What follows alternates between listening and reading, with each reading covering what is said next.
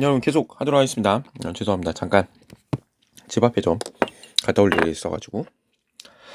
자, 계속 이어서 하도록 할게요. 아까 급진기압파까지 이제 봤죠. 자 그러면 다시 한번. 자, 1880년부터 이제 개화 정책을 통립기무화문회의에서 실시한다 그랬잖아요. 이런 개화 정책을 찬성하는 파, 반대파로 나뉘어지게 되었고, 양반 유생들, 위정적사 운동, 도시화혁명 99년들은 이모군란, 그리고 찬성하는 개화파 같은 경우는 또 그 속도에 따라서 온건개화파와 급진개화파로 나뉘었다고 말씀드렸습니다. 자, 계속 이어서 해보도록 할게요. 자, 먼저 이 온건개화파 같은 경우는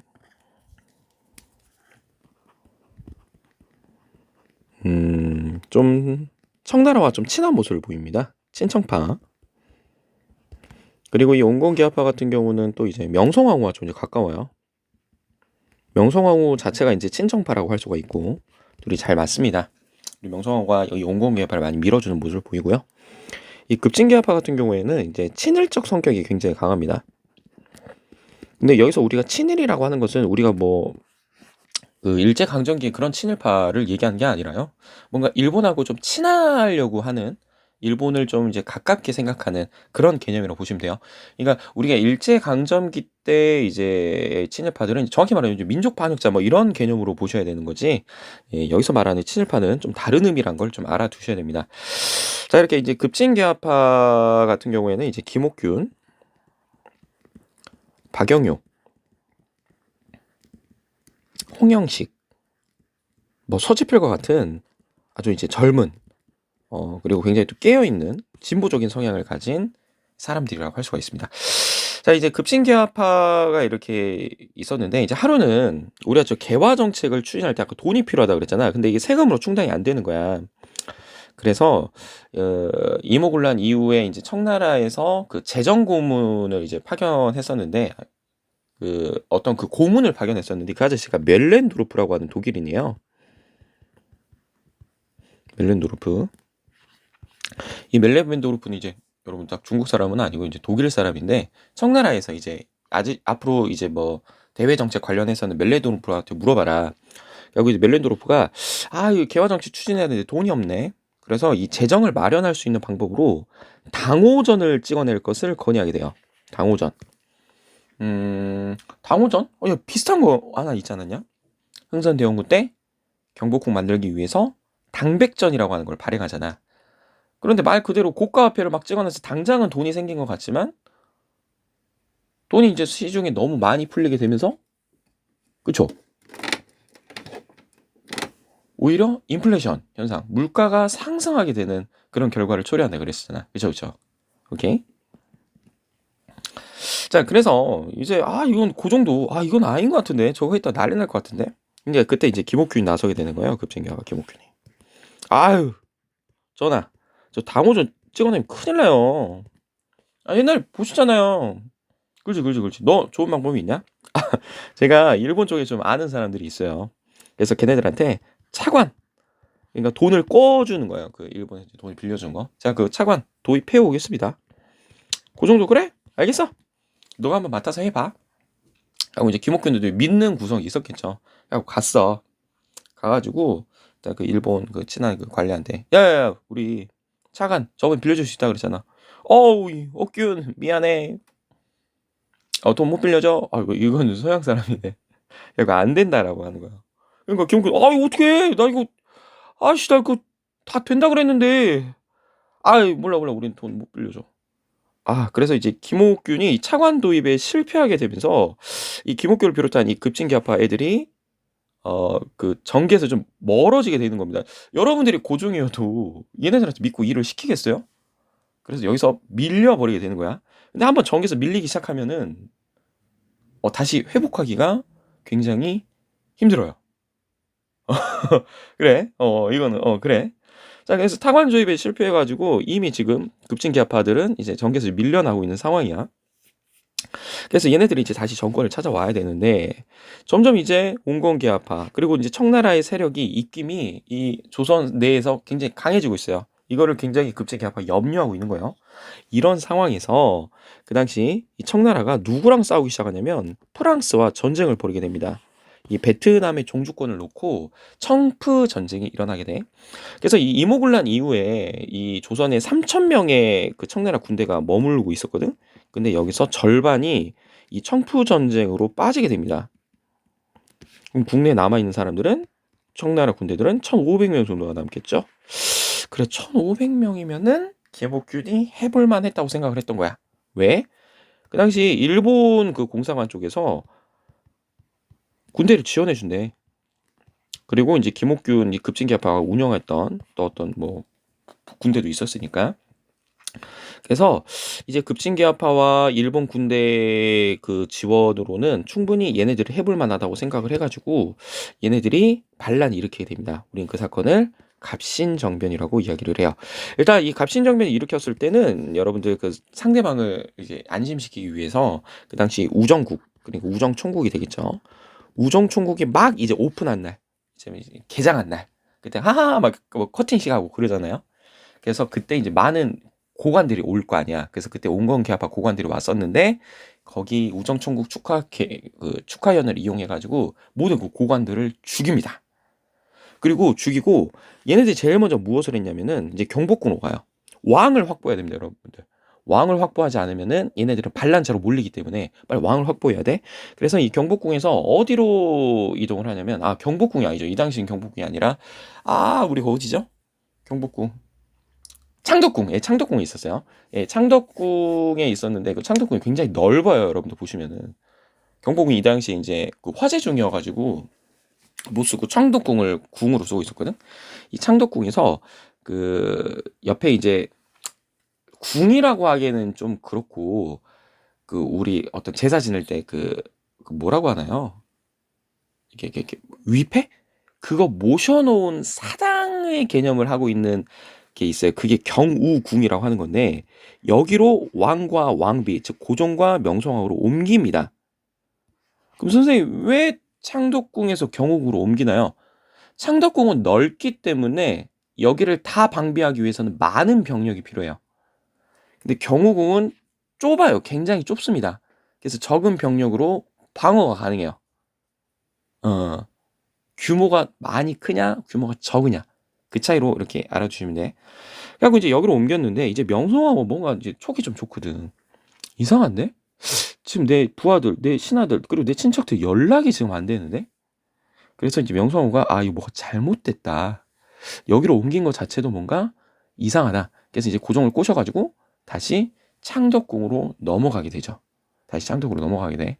그래서 이제 이 사람들도 이제 급진계합파들도 처음에 이제 성공에다 좀 방심을 했던 것 같아요. 어쨌든 이제 창덕으로 다시 돌아가. 그리고 얘네들 같은 경우에는 이제 개혁을 이제 추진한다고 그래가지고 14개조 개혁 정강을 발표하게 됩니다. 하고 여기 같은 경우에는 뭐 인민평등권을 제정한다. 그러니까 뭐 누구나 능력이 있으면은 뭐 인재에 등용한다. 뭐 신분차별을 뭐 금지한다. 그리고 뭐 세금 제도를 뭐 개혁한다. 뭐 그리고 뭐 청나라에 잡혀간 뭐 흥선대원군을 뭐 돌아오게끔 한다. 이런 내용이 14개가 있어. 그래서 이런 거를 발표하게 되는 거죠. 자, 그런데 이것이 이제 진행되고 있었는데 이 청프 전쟁의 결과가 빨리 나옵니다. 청나라가 빨리 패배를 하게 돼요. 프랑스가 위인을 하게 되고. 그리고 청나라가 그래 베트남 포기하더라도 절대 조선은 포기할 수 없다. 그래서 이 소식을 듣자마자 청나라 군대가 빨리 개입을 해버려요. 근데 일본 애들은 생각보다 많은 청나라 군대에 이제 좀 겁을 먹고 이제 군대는 도망을 가버리게 되고 결국에는 이 갑신정변은 청나라의 개입으로 실패하고 말았다. 이게 바로 갑신정변의 이야기입니다. 자, 그럼 갑신정변은 뭐가 시험에 나오느냐? 이 갑신정변을 일으켰던 주체 세력 급진계합파가 일으켰어요. 그리고 또 우정총국이라고 하는 그 축하 그 기관의 어떤 개국 문을 열었던 그것을 이용했어요. 그 다음에 또 김옥균, 박용효와 같은 어떻게 보면은 그렇죠. 이 급진계파 여기 밑에서 써야 되겠다, 그렇죠? 이런 사람들이 주도가 되었어요. 자, 그 다음에 14개조 개혁정강을 발표했어요. 근데 이게 3일 만에 끝났어요. 그래서 3일천하라고 이야기를 하고 그리고 가장 중요한 게 인민평등권 제정이에요. 신분차별을 금지하라. 그것을 그래서 이제 갑신정변이 이제 나중에 갑오 개혁에까지 이제 영향을 미치게 되는 거야. 뭐 물론 이제 동학농민운동도 있었지만, 그래서 이 정도 키워드들을 보고 여러분들이 문제 푸시면 되겠습니다. 자, 그러니까 아까 전에 84년 우정총구 3일차 낙해서 갑신정비를 알 수가 있고, 생각보다 답은 간단했습니다. 급진기압하고 주도했다. 설명은 거의 한 3, 40% 한 것 같은데요. 자, 유신헌법을 비판하였다. 여러분들 아직 안 배웠습니다. 유신헌법은 여러분들 박정희 대통령과 관련이 있어요. 이 유신은 이 대통령이 우리가 행정권의 이제 수반이라고 얘기를 하잖아요. 그래서 입법은 국회, 뭐 사법은 이제 뭐 법원 이렇게 넘어가게 되는데 상권 분립이잖아. 그런데 이 시대 때는 대통령에게 입법, 사법, 행정 그리고 국민들의 기본권을 제한할 수 있는 뭐 긴급조치권 이런 권한이 주어졌던 독재 시대를 유신 시대라고 이야기를 합니다. 자, 석영천도를 주장했던 거는 이제 고려 시대 때 묘청의 석영천도 운동이 되겠죠. 토산품 애용을 강조했다. 이거 1920년대 물산 장려 운동일 것 같은데, 물산 장려 운동. 평양에서 조만식에 의해서 실시된 운동이죠. 그리고 전국구로 번지지. 금모으기 운동 여러분 안 배웠습니다. 김대중 대통령이 IMF를 극복하기 위해서 했던 운동이라고 알아두시면 되겠습니다. 좋습니다. 3번. 이 인물의 활동으로 옳은 것은 좀 고의 거 맞죠? 예. 자, 윤리 역사 융합 수업인데 정해쌍수, 선교일치, 무신 집권기 때 수선사를 조직했다. 독경, 참선, 노동에 고루 힘쓰자고 주장하였다. 일단 이 사람은 진울이겠네요. 자, 이것도 봐야 됩니다.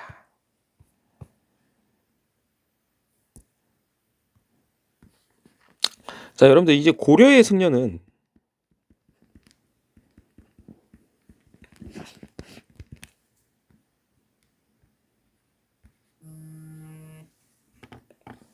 고려 승려는 여러분들 딱 두 사람만 기억해 두시면 됩니다. 의천과 진울이에요. 많은 승려들이 등장하거든요, 여러분들. 여러분들이 알아두시면 좋을 게 통일신라 때 원효, 의상, 해초 이 세 사람 알아두시고요. 그리고 고려에는 의천과 진울 알아두셔야 됩니다. 아, 선생님, 왜 이렇게 너무 많아요? 아, 알았어. 원효와 의상은 불교의 대중화만 시험에 나와. 원효 의상이 나왔다? 불교의 대중화야. 대중화가 뭐야? 근대 무리 중 모든 사람들이 믿기 시작했다는 거예요, 불교를. 대중가요. 모든 사람들이 부르는 가요. 오케이? 알아주시면 돼. 그럼 선생님, 불교가 전에는 일반 사람들이 안 믿었어요? 네. 불교는 귀족과 왕족들 중심으로 믿었습니다. 왜? 불교 경전을 읽어야 천국에 갈 수 있었거든. 근데 일반 백성들은 불교 경전을 읽을 수가 없어. 읽지를 못한 거야. 그러니까 얘네들이 이제 불교를 안 믿었는데, 이제 그것을 짠하게 생각했었던 뭐 원효 같은 경우는 나무 아미탑을 관세음보살만 외우면 누구나 천국에 갈 수 있다. 그래서 사람들이 그 말을 듣고 이것만, 이 주문만 외우니까 다 이제 불교를 믿게 되는 거야. 의상 또한 그랬고요. 그래서 이 두 사람이 나오면은 불교 대중화. 선생님, 해초는요 기행문 썼어요. 왕호 천축국전. 인도에 가가지고 기행문을 썼습니다. 이것만 알아두시면 돼. 쉽지? 자, 그럼 고려 승려, 의천, 진울 살펴보자. 자, 여러분들 일단 이 의천과 진울 살펴보기 전에 교종과 선종이라고 하는 종교 어떤 그 계파라고 해야 되나요?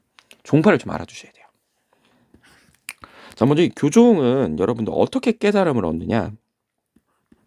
불교의 경전, 그리고 종교의 이론, 교리를 공부해야 깨달음을 얻을 수 있다라고 합니다. 우리 뭐 교회 가면 성경책 있잖아요. 뭐 찬송가 있고. 그러니까 그 불교 경전 똑같이 있습니다. 불교에도 저희가 옛날에 군대 갔었을 때 그 불교 가면은 초코파이랑 그 캔커피를 줬거든요. 그래서 그거 먹으려고 불교 행사에 갔어요. 근데 그 불교에도 이렇게 성경책 같은 그게 있더라고요. 예. 오, 예. 그래가지고, 예, 그랬어요. 그래서 이 불교에서는 이 경전과 교리를 공부해야 깨달음을 얻을 수 있고 천국에 갈 수 있다라고 믿었습니다. 그러니까 뭐 교리를 지금 경전을 읽을 수 있어야 되니까 보통 이제 지배층, 그러니까 뭐 왕족이라든지 귀족들이 많이 믿었겠네요. 왜요? 불교 경전과 교리가 한자로 쓰여 있거든. 이 한자를 익히려면 굉장히 오랜 시간이 걸리는데 피지배층은 일하느라 바쁘죠. 그러니까 글을 읽힐 그게 없었기 때문에 왕족과 귀족들이 좀 더 여유가 있으니까 이들이 글을 읽을 줄 알았고, 즉 경전과 교리도 읽을 수가 있었겠죠. 자, 근데 선종은 어떻게 이제 깨달음을 얻느냐? 수행. 수행 중에 이제 참선이라고 하는 또 방법이 있어요. 이걸로 이렇게 계속 하는 거야. 뭐 불교 경전 교리 읽을 필요 없고 그냥 가만히 이제 앉아가지고 이렇게 막 기도드리고, 그다음에 뭐 무건 수행 같은 거 하고, 그리고 막 그 뭐예요? 그 계속 절하는 거. 이게 뭐라고 하지? 100번 절하는 거였던가? 막 절하는 거 있잖아요. 예, 아시는 분은 밑에 댓글로 달아주세요. 예, 댓글로. 그래서 혹시나 정답을 맞추신 분한테는 조지현 선생님 제공하는 포옹 제공해 드리도록 하겠습니다. 네. 수행 참선이요. 자, 그러다 보니까 이제 글을 따로 읽을 필요가 없다 보니까 이제 뭐 피지배층 백성들이 좋아했을 거고요. 그 다음에 또 무신들, 고려시대 무신들이 굉장히 환영을 했었을 겁니다. 자, 이거하고 봐보자. 자, 일단 의천은 여러 왕자예요. 네, 고려의 이제 문종이라고 하는 그 왕의 네 번째 아들로 알고 있습니다. 고려는 불교를 숭배하는 나라였기 때문에 이 왕자 중에 이제 몇 명을 이제 불교에 보내가지고 이제 승려로 만들어요. 그 승려 자체가 또 이제 또 높은 지위층에 이제 지배층에 속하니까. 자, 근데 의천은 그럼 당연히 이제 왕족이다 보니까 이제 교종에 좀 더 심취해 있었겠죠. 근데 의천에게는 꿈이 있었습니다. 지금 교종과 선종으로 교리가 이게 종파가 나눠져 가지고 이제 갈등을 벌이고 있는 상황에서 이 사람은 교종을 중심으로 좀 선종을 통합해 보고자 하는 의지가 있었어요. 왜 교종을 중심으로 해? 아무래도 자기가 아는 걸 중심으로 이제 합치겠지. 그죠? 우리가 뭔가 예시를 들 때도 우리가 상대방이 아는 거를 이제 중심으로 예시를 드는 것처럼. 그래서 이거를 좀 그림으로 그려보면 교종을 중심으로 선종을 통합하려고 하는 이런 모습이 그려지게 되네요. 그런데 전혀 다른 종파, 교종과 선종이라고 한 종파가 합쳐지게 되니까 또 전혀 다른 종파가 생겨나게 되니 우리는 이것을 천태종이라고 이야기를 합니다. 우리가 결혼할 때도 A와 B가 만나서 C가 된다고 하잖아요. 서로 맞춰가야지. 그러니까 교종과 선종 이것이 합쳐지면서 천태종이 되는 거야. 자, 따라해볼게요. 의천천태종. 의천천태종. 자, 따라해보세요. 여러분 창피하지 마시고. 스터디 카페인가요? 자, 따라해보세요. 의천천태종. 의천천태종. 의천천태종. 선생님 저 집인데요. 괜찮아요. 의천천태종. 소리 지르세요. 의천천태종. 의천천태종. 그리고 카페인가요? 괜찮습니다. 의천천태종 하세요. 그럼 옆 사람이 저 사람 조프 듣고 있는 것 같은데? 나도 구독자인데? 그래갖고 이제 거기서 뭔가 놀래하는 것 같으면은 혹시 조프 구독자세요? 그리고 이제 서로 인사하시고 서로 뭐 차 이렇게 사달라고 하세요. 네. 네. 그날이 올 때까지 열심히 노력해 보도록 하겠습니다. 자, 그래서 이 의천은 이 천태종이라고 하는 종파를 만드는데 이게 풀네임은 해동 천태종이에요. 이 천태종이 여러분 우리나라에만 있는 게 아니라 중국에도 있어요. 근데 이제 중국을 기준으로 우리는 이제 해동, 바다 동쪽이거든. 그래서 이제 발해를 해동 성국이라고 하는 것처럼 그래서 우리나라의 천태종이다. 그래서 해동 천태종이라고 얘기를 합니다. 그러니까 그냥 천태종 외우셔도 되고 해동 천태종 이렇게 둘 다 맞아요. 자, 그러면 이게 전혀 다른 종파잖아. 그러면은 그 수행 방법도 다를 수밖에 없어요. 그 수행 방법이 뭐냐? 바로 교관겸수라고 하는 겁니다. 교관겸수의 이 교자는 교리, 불교의 교리를 연락이 공부하는 거야. 뭘 얘기하는 거야? 교종에서 하는 수행 방법이죠. 그리고 관은 선종에서 하는 수행 방법입니다. 뭐냐? 우리가 오랫동안 이렇게 앉아서 기도를 드리면 상대방의 마음을 꿰뚫을 수 있는 직관력이 생긴대요. 이 직관이 바로 아까 수행하는 거야. 그래서 선종, 즉 교종과 선종을 같이 겸해서 수행해야 된다. 이게 바로 교관겸수예요. 앞에 교종이 먼저 나오죠. 왜? 이 아저씨가 교종 승려여서 교종을 중심으로 선종을 통합했기 때문에. 오케이? 자, 그 다음에 진울 살펴보도록 하겠습니다. 이 진울 스님은 선종 승려예요. 그리고 이 진울은 그 당시 최씨 무신 정권에 이제 도움을 받습니다. 그래서 이제 진울, 그의 제자 해심 둘 다 이제 최씨 정권의 이제 최충원 때부터 이제 지원을 받고요. 최충원 또한 그 자신의 아들들을 이렇게 진호를 보내가지고 이제 좀 공부를 또 시키게끔 하죠. 자, 근데 이 진호에게도 의천과 같은 꿈이 있었습니다. 이 아저씨는 선종을 중심으로 교종을 통합해 보고자 하는 꿈이 있었던 거예요. 그래서 이 아저씨도 선종을 중심으로 교종을 통합했다. 자, 그러면 이제 또 전혀 다른 종파가 만났으니까 또 전혀 다른 종파가 나오게 되겠죠. 그래서 우리 이것을 조계종이라고 이야기를 합니다. 오케이. 조계종은 좀 유명하죠. 뭐 웬만한 절들 다 이제 조계종인 것 같은데. 자, 그러면 전혀 다른 종파가 만들어졌으니까 또 다른 교리 그 공부 방법도 달라지겠죠. 그게 바로 정해쌍수, 도노, 점수라고 이야기를 하는 거예요. 자, 먼저 정해쌍수에서 정을 끊어야 됩니다. 선정이요. 사람이 착한 마음을 드러내게 하려면 수행을 해야 돼. 오케이? 어떤 방법이야? 선종에서 말하는 수행 방법이죠. 자, 그럼 여기서 끝나면 안 돼. 자꾸 불교 경전, 교리를 공부하면서 지혜를 쌓아야 돼. 뭐야? 교종이야. 오케이? 그래서 선종과 교종을 쌍으로 수행해야 된다. 아까 전에는 교관 겸손은 교종이 앞에 나와 있었는데 정해쌍수 같은 경우는 선종이 앞에 나와 있죠. 왜?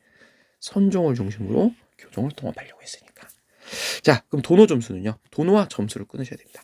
이 도노는 아르키메데스의 유레카 같은 개념이라고 보시면 됩니다. 알았다. 우리가 계속 수행을 하는 거야. 그러면 갑자기 딱 깨닫는 거야. 그래갖고 아르키메데스가 뭐 유레카 그랬잖아. 우리 그 진울스님은 도노 이렇게 선종이죠. 깨달은 다음에도 이거를 계속 불교 경전을 통해서 공부를 해야 돼. 점차적으로 수행해야 돼. 오케이? 교종과 관련된 거죠. 뭐가 앞에 나와 있어? 선종이 앞에 나와 있어. 왜? 선종을 중심으로 교종을 통합하려고 했으니까. 오케이? 그래서 의천과 진울은 둘 다 교종과 선종과 교종을 합치려고 하였다. 그래서 교선일치, 선교일치 이렇게 얘기를 하는 거야. 둘 다 불교의 통합을 위해서 노력한 인물이다. 이렇게 알아두시면 되겠습니다. 근데 진울은 여기 하나 더 나아가서 수선사 결사라고 하는 활동을 해요. 먼저 이 수선사 결사라고 하는 건 뭐냐면 그 당시 불교 정화 운동이라고 보시면 되겠습니다. 무슨 말인가요, 선생님? 아까 고려는 숭불 국가라 그랬잖아요. 그래서 불교를 좀 이렇게 대우해줘요. 지배층으로서 이제 대우를 해줍니다.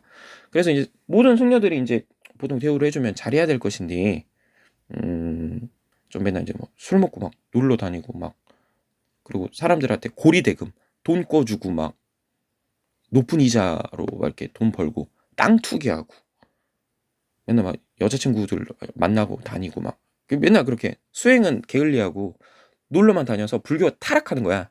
그래서 그걸 보고 계셨던 이제 진월수님이 웜에 이제 불교 다 망했네. 그래서 불교 정화 운동, 즉 수선사라고 하는 모임이에요. 모임산자. 모임을 만들어요. 계속 산으로 들어가자. 산으로 들어가서 노동하자. 그리고 수행하자. 공부하자. 그 했던 운동이 수선사 결사 운동이라고 할 수가 있습니다. 오케이? 자, 그러면 이거를 문제를 통해서 알아보는 거야. 정해쌍수, 선교일치, 그리고 수선사 결사, 무신직권기, 진우령 알 수가 있죠. 그러니까 정답은 몇 번일까? 아까 수선사 결사를 통한 불교 개혁운동 또는 불교 정화운동을 벌였다가 답이 되겠죠. 경복궁을 중건했다. 중건은 무너진 걸 다시 만드는 거야. 흥선대원군이 되겠죠. 그래서 공사비를 마련하기 위해서 뭘 했다 그랬어? 뭐 당백전, 그리고 부자들한테 원납전 이런 걸 거는 거야.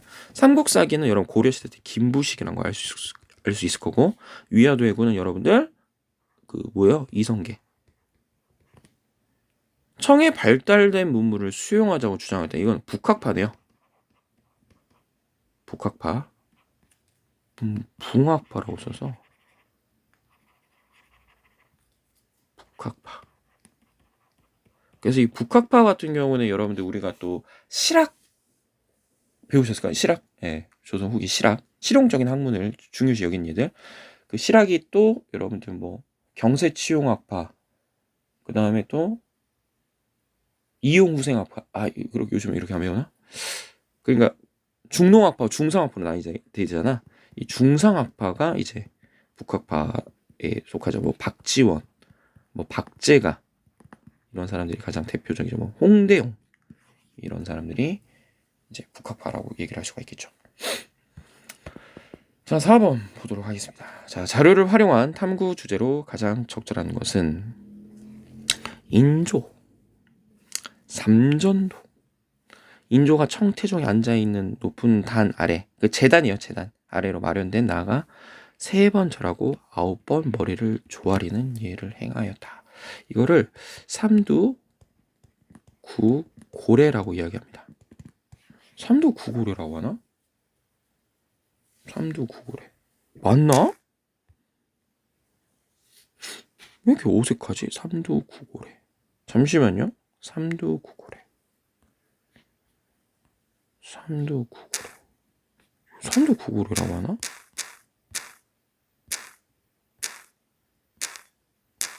오, 이거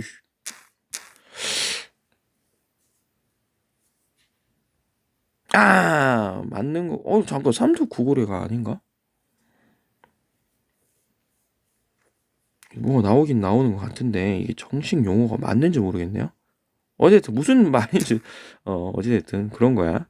3번 절하고 9번 머리를 조아린다. 그러니까 한 번 절하고 뭐 이마를 땅에다 3번 찍고 한 번 일어나서 절하고 3번 머리 찍고 그래서 영화 남한산성에 이게 나와요. 굉장히 굴욕적인 거거든. 그래서 인조가 이거 할 때 뭐 이마에 피가 맺혔다고 얘기를 하는데 자, 그럼 이것도 한번 살펴봐야 되겠습니다.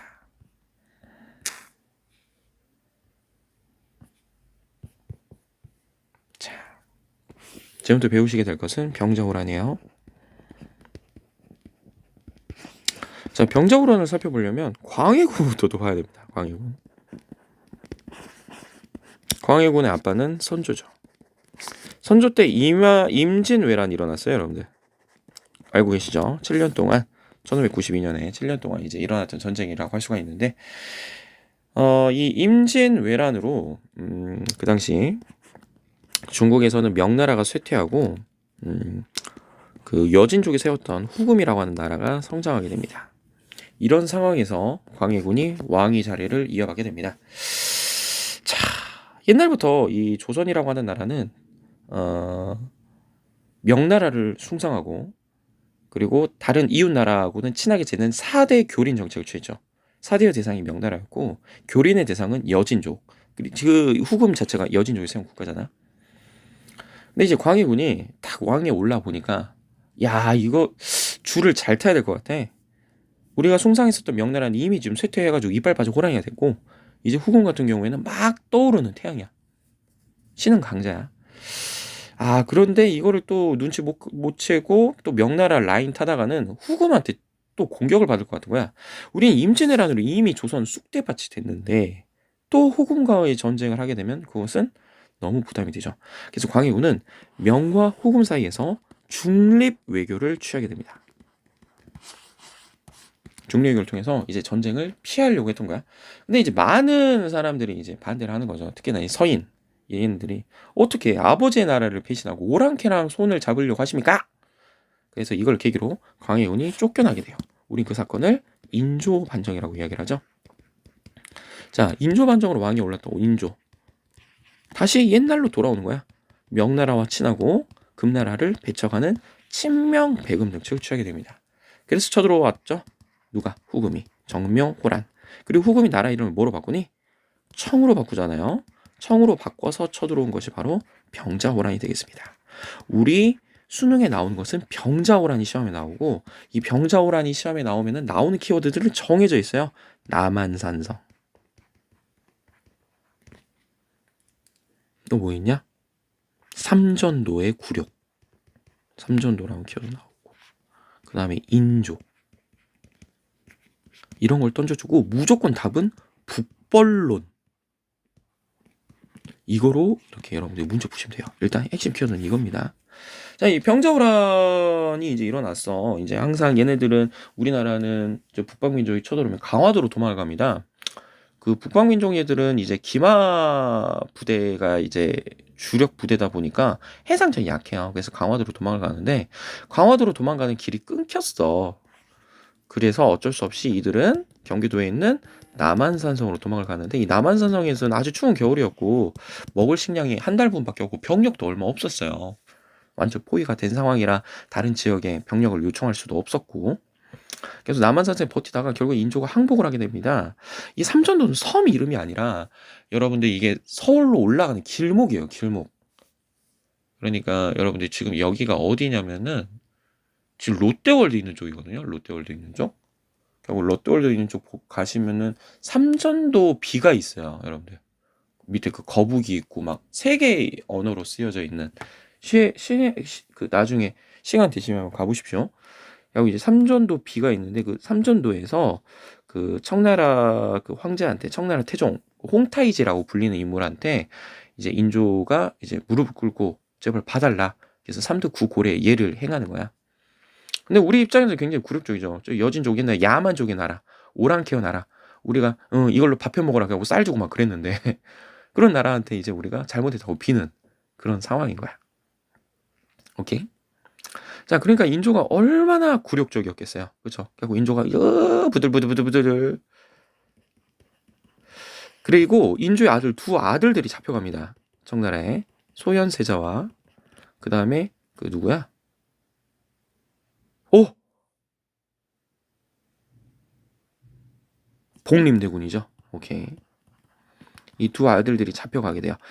그리고 이제 나중에 돌아오게 되는데 이제 소현세자는 청나라가 굉장히 선진국이니까 청나라의 문물을 배워와야 된다. 근데 인조가 너는 그게 아빠한테 할 소리냐? 그래갖고 소현세자는 아버지의 미움을 받아가지고 일찍 죽게 되고요. 복림대군은 제가 아버지 원수 갚아드릴게요. 이거 네가 왕해라. 그래서 이 아저씨 효종이 돼. 그래서 효종은 청나라를 공격하자, 북쪽을 정벌하자. 그래서 북벌론을 주장하게 되는 거야. 오케이? 자, 그럼 이거 가지고 문제 풀어보자.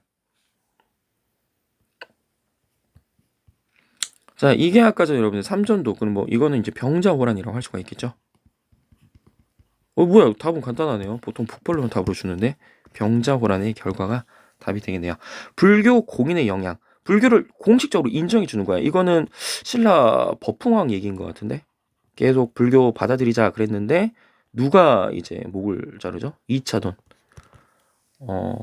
그래가지고 저의 목을 베면은 신기한 일이 벌어질 것입니다. 그래서 목이 막 하얀색 피가 솟구치면서 꽃비가 내렸다. 그래서 그걸 보고 불교를 받아들여야겠구나. 자, 노비안건법은 고려 광종이죠. 광종이 시험에 잘 나오는데 노비안건법하고 과거제도만 기억해 두시면 됩니다. 전민변정도감 이거 고려 공민왕이네요. 전 땅과 민 백성을 변화시킨다. 어떻게? 바르게 변화시킨다. 그래서 권문세족들이 가져갔었던 땅, 권문세족들이 납치해 갔던 일반 백성들을 다시 그 노비에서 다시 일반 백성으로 양인으로 돌리는 작업이었죠. 동학농민운동은 여러분들 1894년부터 일어난 거니까 그렇게 알아주시면 될 것 같고요. 자, 5번까지만 하고 잠깐만 쉬도록 하겠습니다. 가 국왕이 시행한 정책으로 옳은 것은 잠깐 물 한 모금만 마실게요.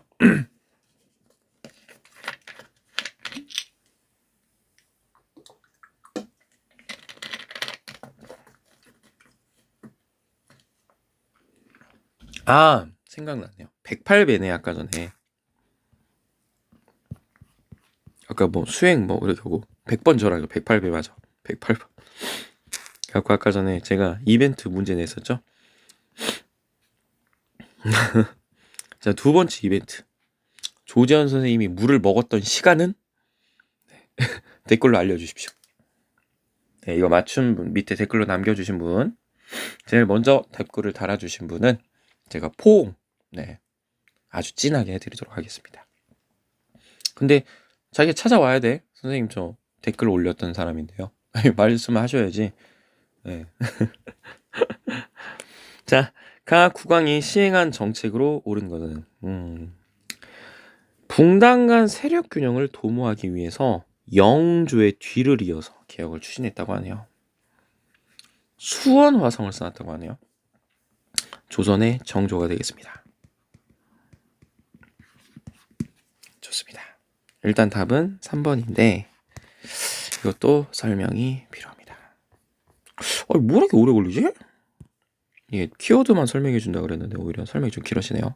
그래도 여러분 이렇게 한번 배워 놓으면은 나중에는 뭐 더 공부하기 수월할 겁니다. 정조입니다. 자, 여러분 이 조선이라고 하는 나라는 선조 때부터 붕당 정치라고 하는 것을 이어와요. 이 붕당 정치는 오늘날의 정당 정치와 같습니다. 벗붕자 그리고 당자. 그래서 자신들의 어떤 학문적 식견이라든지 아니면 정치적 성향이 비슷한 이들끼리 무리를 만들어 그래가지고 서로 이제 의견 대립도 하고 의견을 뭐 조율하기도 하고 이런 정치 형태를 붕당 정치. 지금도 비슷하죠, 여러분들. 여러 가지 정당이 있잖아요. 뭐 국민의힘이 있고 그리고 뭐 더불어민주당이 있고 뭐 진보당이 있고 뭐 국가 뭐 배당 뭐 있잖아요. 뭐 이런 것들. 그래서 이제 다 정당 정치 당이 이루어져서 정치를 운영하는데 조선도 마찬가지였습니다. 그래서 이 붕당 정치를 보시면은 처음에 뭐 서인과 동인이라고 하는 붕당이 만들어 서로 이제 의견 대립도 하고 힘도 합치고 막 그러잖아. 그러다가 이제 동인은 나중에 북인과 남인으로 나뉘어지게 되는데 북인은 누구랑 연결되니? 광해군하고 연결되잖아. 근데 광해군이 인조 반정에서 제거되니까 북인도 제거가 되고 서인과 남인이 또 붕당 정치를 이루는 거예요. 그리고 얘네들이 나중에는 그 예송까지 가잖아요. 그러니까 그 현종 때 그 상복을 몇 년 입어야 되는 거 가지고 싸우는데 뭐 남인이 이겼다 그래서 서인을 죽이거나 서인이 이겼다 그래서 남인을 죽이거나 그런 모습을 보이지 않았습니다. 즉 붕당 정치는 상호 공존이 먼저 맞춰져야 돼요. 그리고 상호 견제. 상호 견제를 하지만 내가 승리했다 그래서 상대 정당을 박살내지 않아요. 여기 북인은 좀 예외로 두고. 그런데 이 붕당 정치가 변질이 됩니다. 그 변질된 것을 환국이라고 이야기를 해요. 이 환국은 숙종 때 일어난 거예요. 그래서 이 붕당 정치의 상호 공존, 상호 경제가 무너지고 한 당이 모든 권력을 갖는 일당 전제의 모습이 났던 시기가 바로 숙종 시기입니다. 외우지 마. 경신환국이라고 해가지고 이때 수많은 남인들이 목숨을 잃게 돼요. 서인이 승리해서. 그리고 남인들이 목숨을 잃고요. 그 다음에 기사환국. 이때는 남인이 승리해가지고 수많은 서인들이 목숨을 잃게 됩니다. 그래서 여러분들 그 서인에 아주 유명했던 사람 송시열이라고 하는 사람이 이때 사망하게 돼요. 자, 마지막으로 갑술환국. 이것으로 또 나중에 서인이 승리하게 되면서 남인들이 몰살당하게 됩니다. 오케이? 근데 이제 또 서인이 나중에 또 뭐로 나뉘게 되냐면 노론과 또 소론으로 나뉘어. 그리고 또 치고받고 싸우는 이 시대가 바로 환국시대예요. 자, 숙종 다음에 여러분들 뭐 경종이라고 하는 임금이 있었지만 그 경종 다음에 또 이제 왕이 올랐던 사람이 바로 영조입니다. 영조가 이제 지긋지긋한 거야. 우와, 이거 지들끼리 서로 죽고 죽이는 거 너무 지긋지긋하네. 그리고 이 아저씨는 야, 너희들 좀 힘 좀 합쳐라. 그만 좀 싸워라. 라고 해서 나왔던 정치가 탕평 정치예요. 여러분들 궁중 요리 중에 탕평채라고 하는 음식이 있어요. 그래갖고 그 청포 묵인가? 하얀색 묵 같은 거를 막 채 썰어가지고 뭐 계란, 뭐 고기, 뭐 미나리, 김, 고기 뭐 이런 거 넣고 막 비비잖아요. 그죠? 그러니까 이 탕평채에서 나오는 그 색깔들이 각각의 분당을 의미합니다. 뭐 동인, 서인, 뭐 남인, 북인 뭐 이렇게 이걸 다 의미하는 거거든. 그걸 막 버무려. 그러니까 이게 탕평채가 이렇게 버무려지는 것처럼 너희들도 그만 좀 싸우고 이렇게 조화를 이루어라 라고 해가지고 탕평채라고 하는 음식을 내온 거거든. 그러니까 영조가 그만 좀 싸우라 라고 하는 것이 바로 탕평 정치인 거야. 이것을 이어받았던 것이 바로 영조의 손자였던 종조예요. 선생님 방금 손자라고 하셨나요? 아들 어디 갔어요? 이 아들이 사도세자야. 자, 근데 이것도 또 이야기가 있어야 되는데 여러분들 이 경시왕국 때 일단 노론과 소론으로 나뉘어지게 되고 갑술왕국 때 확실하게 노론과 소론으로 나뉘게 되거든요. 이 노론과 소론으로 나뉘게 된 이유는 이 노론은 강경파, 소론은 온건파라고 하는데 외우지 말고 이해만 해. 이 경신왕국에서 서인이 승리하니까 이 남인들을 강경하게 처벌하자가 노론. 에이, 그래도 어제까지 같이 지냈는데 온건하게 처벌하자 소론으로 나뉘게 돼. 근데 이제 노론의 입김이 세가지고 이제 그 당시 남인들 피를 많이 입는 거거든. 그러니까 갑술왕국 때는 완전히 이제 노론과 소론으로 갈려지게 되면서 남인들의 차별 방법을 놓고 이렇게 노론과 소론 나뉘게 돼. 그런데 아까 전에 내가 영조가 왕이 되기 전에 경종이라고 하는 임금이 있었다 그랬잖아. 근데 이 경종과 영조는 어머니가 달라요.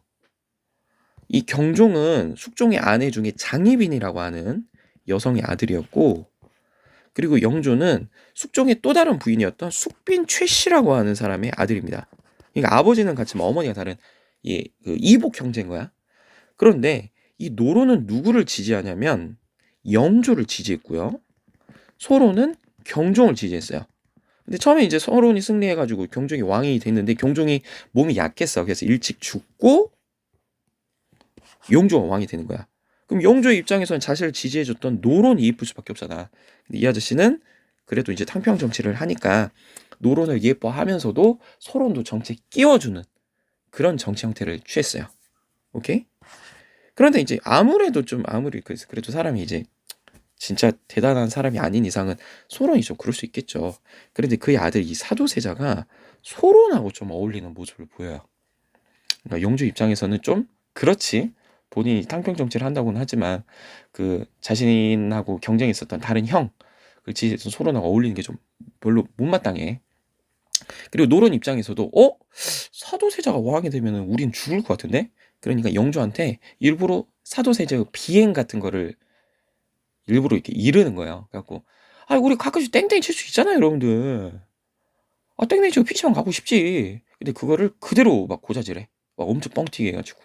그러니까 영조는 이제 막 빡치죠. 공부해야 되는데 얘가 맨날 놀러만 다닌다고 생각하니까. 맨날 술 마신다고 막 서인 애들이 막 이러고, 맨날 여자친구랑 놀러 다닌다고 그러고, 공부 안 한다고 이러고, 땡땡이 친다고 이러고, 맨날 사냥 다닌다고 이러고. 그러니까 영조애한테 이제 사도제자 눈밖에 나는 거야. 그래서 사도제자가 목숨을 잃게 되는 거야. 그리고 이제 그의 아들 이제 종조, 그러니까 영조를 따지면 손자가 왕이 올랐던 거죠. 근데 이 종조도 참 대단한 게 이 아저씨도 할아버지의 유지를 그대로 받아들여서 탕평 정치를 운영합니다. 자, 그러면 이 정조가 왕이 되기 전에 노론이 정조를 왕으로 놔두려고 했을까요? 아니지. 아빠 죽인 걸 자기를 한 걸 아니까, 자기네 이간질 시킨 거란 걸 아니까, 자기들 왕이 되면은 노론 다 몰살하는 거 알았기 때문에 정조를 어렸을 때부터 그렇게 죽이려고 했죠. 근데 정조라고 하는 사람은 후천적 천재거든요. 그래가지고 안 죽으려고 밤에 계속 공부해. 그리고 계속 무술 훈련하는 거야. 그래갖고 정조가 이제 굉장히 덩치가 크고 운동도 잘하고 공부도 잘했던 엄친아, 엄마 친구 아들 그렇게 됐다고 하죠. 어쨌든 정조는 이제 할아버지의 유지를 받아들여서 탕평 정치, 자기를 죽이려고 했던 세력도 끌어안으려고 하는 아주 좀 대단한 모습을 보입니다. 자, 그럼 정조가 제일 먼저 할 일은 자기가 세손 때 정말 자기가 죽을 뻔한 적이 많잖아. 그래서 자신의 친위 부대를 만드니 그게 바로 장용령이라고 하는 친위 부대예요. 경호 부대. 그다음에 왕실 도서관으로 규장각을 만들어요. 그리고 이제 규장각을 만들어가지고 학술을 연구한다든지 정책을 연구합니다. 그리고 이 규장각 안에서 초계 문신제라고 하는 것을 운영하게 되는데, 초계 문신제는 이제 막 과거에 합격한 어리고 낮은 관리 있잖아요. 걔네들을 왕이 다시 불러서 재교육을 하는 거야. 그럼 재교육을 하다 보면 왕과 신하가 가까워지게 되겠네? 그쵸? 계속 같이 공부하니까. 그럼 신하가 왕하고 친해지게 되면서 왕한테 충성할 수 있게 되는 거죠. 즉 장용령은 무력으로서 왕에게 충성하는 사람. 쪼개 문신제는 어떤 문신적인 능력으로 학문으로서 왕한테 충성하는, 그래서 왕의 근위 세력으로 성장하게 되는 거죠. 왕을 가까이에서 지킬 위자에, 가까울 군자에 이렇게 가까운 근위 세력으로서 성장하게 되더라. 알아주시면 될 것 같고요. 그리고 수원 화성을 쌓아요. 이 수원 화성은 개혁 도시입니다, 여러분들. 우리가 뭔가 국가에서 정책을 내는데 그 정책을 바로 시행하진 않죠, 여러분들. 시범 기간을 둡니다. 시범 기간을 두고 괜찮은 것 같으면 전국적으로 확산시키죠. 수원 화성이 그런 역할을 했습니다. 정조가 뭔가를 실험해보고 싶어. 그러면 이 수원 화성에 살고 있는 주민들을 대상으로 실험을 하는 거야. 그러니까 실험실 쥐 같은 그런 느낌인 거죠. 그러니까 수원 화성을 딱 쌓아놓고 여기에 이제 백성들을 이주시키는 거야. 대신에 너희들은 고생하니까 세금 같은 거 깎아주고. 그래갖고 여기서 많은 실험들을 하는 거야. 이런 농법이 있다고? 그러면 수원 화성이 살고 있는 사람한테 이 농법 써봐. 이런 정책이 있다고? 수원 화성들한테 이제 실험을 해봐. 그래갖고 실험해보고 괜찮으면 전국으로 확산시키는 거야. 그래서 이제 후소원 화성이 이제 정조의 꿈, 정조의 이상 그런 게 담겨진 동네다. 이런 식으로도 이렇게 홍보를 하거든요. 그래서 후소원 화성 알아두시면 돼. 이 수원 화성을 만들 때 여러분들 활약했던 인물이 있어요. 정약용이라고 하는 인물이 있습니다. 이 정약용이라고 하는 사람이 이 당시 거중기라고 하는 어떻게 보면은 우리 아파트 만들 때 그 무거운 거 막 드는 크레인 같은 거 있잖아요. 그런 걸 만들어서 어떤 뭐 공사 기간도 줄이고 비용도 줄였다라고 얘기를 하죠. 그래서 후소환성 이렇게 기억을 해주시면 되겠습니다. 네, 정조는 한 이 정도만 기억해두면 되겠네요. 그래서 수원화성, 규장각, 조계문신제, 장용영, 탕평정치. 자, 이거 가지고 문제를 풀어본다면 답은 어렵지 않게 3번 나왔겠네요. 자, 지계를 발급하였다. 여러분 대한제국이죠. 대한제국의 광무개혁. 토지 소유권을 인정해 주는 거야, 국가가. 훈민정 이거 모르는 사람 없죠? 조선 세종. 독서상품가는 그 신라말, 통일신라말 원성왕이라고 하는 사람입니다. 독서, 책을 읽는 거. 그걸로 성적을 3개로 나눈다는 거야. 그러니까 옛날에는 그 신라는 골품 제도 때문에 아버지가 진골이면은 그 아들도 진골이어서 높은 지위까지 그냥 시험 안 보고 올라갔거든. 근데 나라가 제대로 운영이 안 되니까 아이들을 시험을 보게끔 한 거야. 이게 바로 독서 상품과. 오케이? 그러니까 과거 제도의 전 버전이라고 생각하시면 되겠습니다. 그럼 당연히 귀족들이 이걸 찬성할까요? 반대하죠. 공부해야 되는데. 그래서 진골 귀족들의 원성을 써서 원성화. 농담이에요. 그 나로드 운동을 추진할 때 그 동아일보가 추진한 건데 1920년대 20년대 말 그래서 30년대 초까지 됐었던 문맹 퇴치 운동과 관련된 것이다. 그래서 여러분들 5번까지 풀어봤고요. 잠깐 쉬었다가 6번부터 살펴보도록 하겠습니다.